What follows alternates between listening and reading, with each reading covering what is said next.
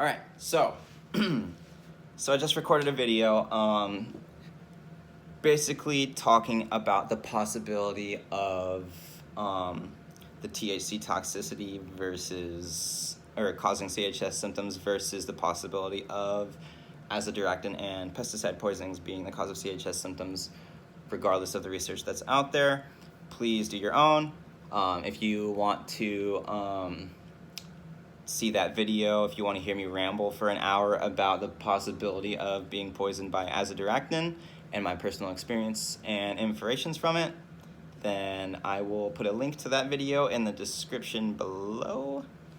I'm not too YouTube savvy, so I'll give it a try. I'm working on it. And anyway, so this one's just, if you want to see that video, then go ahead and click that link. If not, this is today's entry on my recovery process. So, it is the 11th of December, and the last time I took a hit and it was a single hit. It was actually me breaking down because I was trying to quit a couple days before that because I was kind of skeptical that the doctor told me that weed was causing it, so I was like, I don't know, weed helps me. So that hit was kind of like my relapse breakdown kind of hit. But anyway, I hit it once on the 6th, meaning 5 days ago at approximately 8 a.m., so it's been approximately 5 days and 12 hours since I last took a hit of weed. And I still feel like shit. I really want to smoke. I still feel like that's the answer to my nausea, but at the same time I'm afraid to try to do it because I don't want to re-induce the whole cyclical vomiting bullshit, because it sucks. I don't want to end up in the ER again, especially because my insurance isn't currently active until January, so, I'm only racking up money that I'm going to have to pay later for these visits to the hospital where they're going to tell me to just stop smoking weed, you know what I mean? I definitely still crave. This morning my anxiety was really, really bad, and one of the first things I did was take 1 milligram Ativan to cease, or at least bring down the anxiety a bit, and then hop in the shower. Now, I was laying in the shower, and I think because I took Ativan first thing in the morning, it was kind of like my vision was like, whoop. I was closing my eyes, and when I closed my eyes, I would feel like I was kind of spinning until I reopened my eyes, and I was like, whoa, that's weird. But it did still help. And please be careful about benzos, guys. Ativan is definitely an addictive medication. Is easily abused, easy for you to become dependent on it, and withdrawal symptoms are very real from that. So if you are prescribed or are using benzos or whatever for any reason at all, please, God, please be careful about managing that. Don't overdo it. It's not worth your life, I don't want any of you to suffer more than need be. So if you are prescribed, please follow your prescription. And I'm probably preaching to the choir because I was not previously an advocate for that in my previous years. I definitely have many, many regretful decisions under my belt, drug-wise, which I hate to admit, but it's true. Sorry, anyways, I was feeling really anxious, like I was headed towards a panic attack, and my nausea was so bad. And this is gross, but I had some real gross diarrhea, and it was like mucusy, like the texture of it was actually so concerning to me and I am so fucking sorry that if this grosses you out, but I literally was concerned enough that I took a shit, saw it, and was like, whoa, because for the past few days it's kind of been looking real mucusy, and I took a Q-tip and I kind of like swabbed it, and it has this consistency of like straight up snot. So very mucusy diarrhea is uncool, and it was very dark. However, I did take antacids, so I am not going to say that I had blood in my stool. I think it was simply just the bismuth from antacids interacting, with my body, because, if you have stomach issues, you may well know that taking like Pepto-Bismol or antacids, anything that contains bismuth can cause your shit to look black. and many people can misinterpret their black shit to be blood. So I don't think I had that there was any blood in it, but it was very mucusy and super gross, and I'm very sorry again. And when it comes out, it's like fucking, it feels like water coming out. You're like a fucking water spout from the fucking back end, and it's disgusting, and it smells gross, and it sounds gross, and it's disgusting, and it's disgusting. So that was that. So I took a shit. I took my fucking Ativan, hopped in the shower. While I was laying in the shower, I had to take another shit, so I was like kind of struggling to hold that back. While I'm laying in the shower, letting the water like run on me. And yes, I was laying down in the shower. Fuck you, it feels nice. As I got out, my anxiety was coming down significantly thanks to the Ativan. Depression was very much there, and it hit me pretty fucking hard this morning, actually. I ended up having a very long talk with my girlfriend about it, and how I wasn't sure that I should be left alone for significant periods of time because I just don't quite feel 100% safe. And I honestly don't even know what I mean by that. I just don't, want something to happen to me, either reactive from my symptoms or just like my thoughts going to dark places, Not that I do not have suicidal thoughts or anything, but just in any kind of case where maybe it gets worse and I do start having them, I would very much like to have my support group, my support group, she is my support group. I would very much like to have her around. So we had, a pretty long talk about that because her job is currently understaffed and they really need her, and they've kind of been scheduling her for doubles and doubles and doubles and all kinds of shit, and like I don't get much time with her anymore. At least recently, and they refuse to hire people for whatever reason. It's a restaurant. You would think they would not have, I don't know. Anyway, not gonna get into that. But yeah, so depression definitely hit me pretty hard this morning.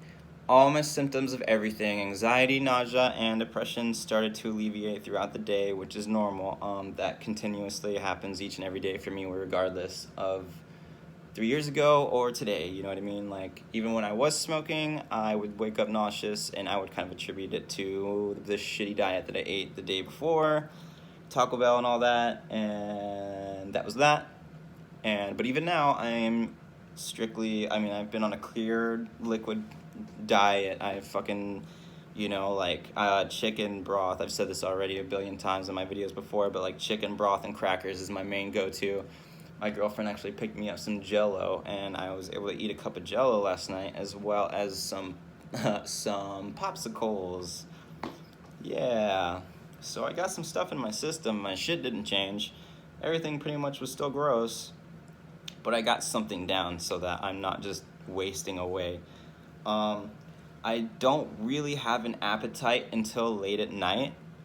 And it was actually really weird because last night I was so fucking hungry when normally throughout this entire week, or not just this week, but this whole time that I've not been smoking or that I've been feeling ill due to CHS symptoms, have been zero appetite. I want nothing to do with food. I don't want to fucking think about it. I don't want to smell it. It's gonna make me sick kind of thing. But last night, and this was super weird because I did not smoke or anything, but I was so fucking hungry. It was like I had the munchies, and I just started raiding my fridge and just fucking trying to eat everything in sight. Which that was really strange to me because usually when I stop smoking weed, I don't want to smoke. And then today again, my appetite it's gone again, despite being so hungry last night. I am right back to. It's like this daily cycle where I wake up and I feel at my absolute shittiest with my morning nausea and anxiety, and then I make this slow decline throughout the day where I start to slowly kind of feel okay-ish, a little better. By the time it's midnight or 1 o'clock in the morning, I've been staying up so fucking late at night because that's the only time I feel okay. I'm oh yeah, I'm not about to go to sleep when I feel okay for once. So I've been staying up till like 5 in the morning because that's when I feel okay again. Unfortunately, that's when I feel alright, and I was able to eat food and like enjoy playing like Overwatch and shit, or watching videos, or doing whatever I wanted to do, or even just cleaning my house, because this morning in the state that I woke up, I would not be able to clean my house. Like I wouldn't even be able to take out my dogs because I felt so ill, and all I could do was to lay in the shower or lay on the couch and groan in pain and nausea and complain about when the fuck am I ever gonna get better? Why won't this go away? Blah blah blah. Just being this fucking pit of self-pity.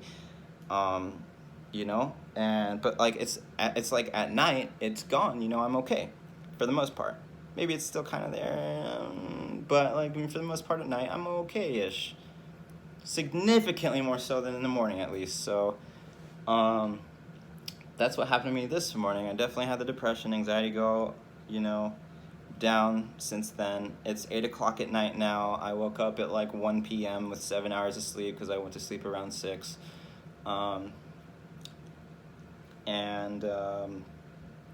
My stomach is not that nauseous anymore. I have these weird cold sweat kind of feelings, but that's probably just because I'm still withdrawing from marijuana. I still really want to smoke, and I'm not gonna lie, considered it a couple times today, but I don't think I want to try to smoke until I can figure out whether or not the stuff that I have may contain traces of chemicals or anything other than, like Azadirachtin or pesticides or anything, which I'm not going to get into in this video. Please watch the video that I posted about that if you're wondering what I'm talking about. But yeah, I think that what I want to do is, if I can somehow find a way to figure out whether or not my stuff is clean, then I want to try to smoke and see if it does alleviate my symptoms and if I start to recover or not, regardless.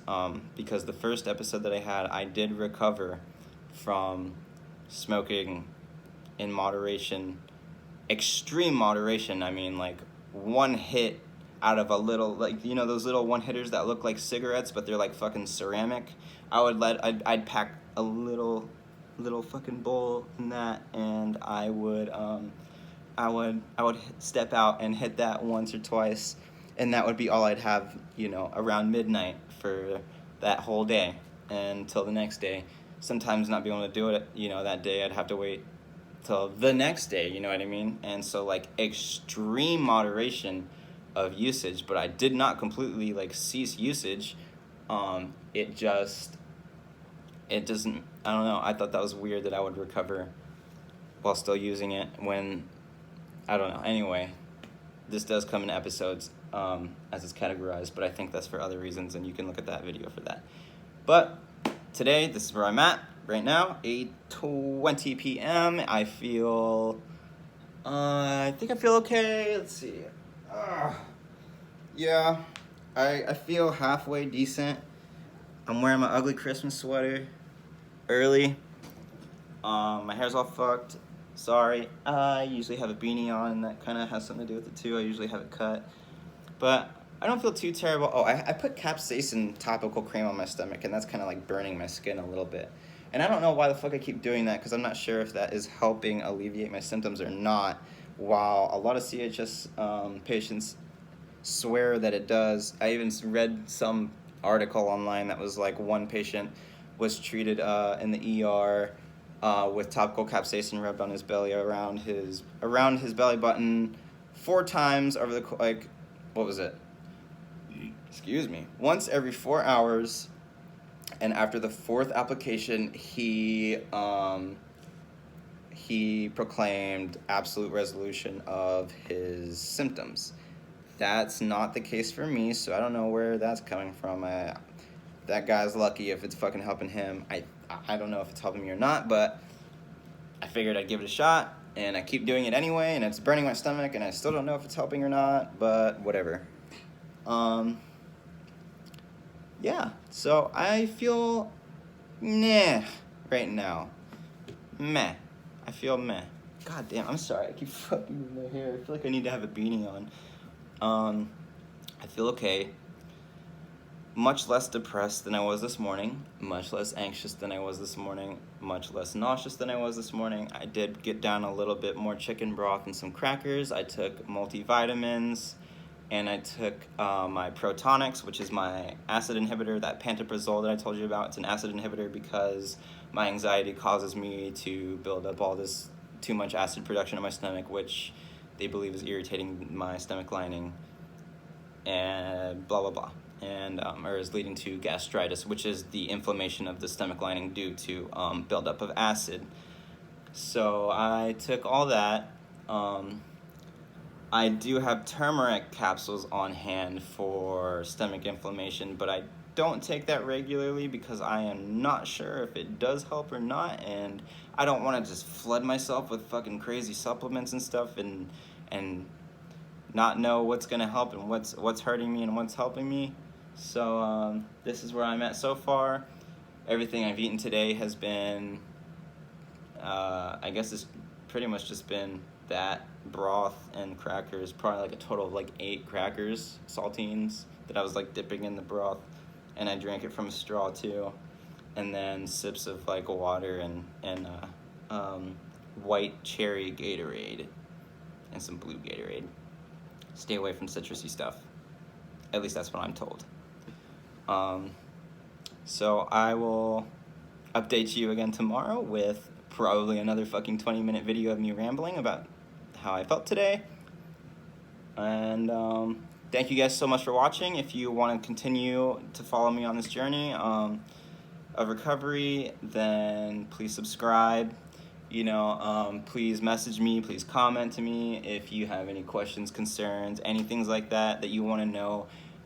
If you're starting to suffer and you want to know what I did to cope with my symptoms because you just don't know how to handle it, like, this channel is here because I want to spread awareness and I want to help others in my position, because I felt so bad and continue to feel so bad that I just can't imagine, the vast majority of people going through this. I can't imagine such a large mass of people having to experience these symptoms as well, because it is the hardest fight that I've ever been in my entire life.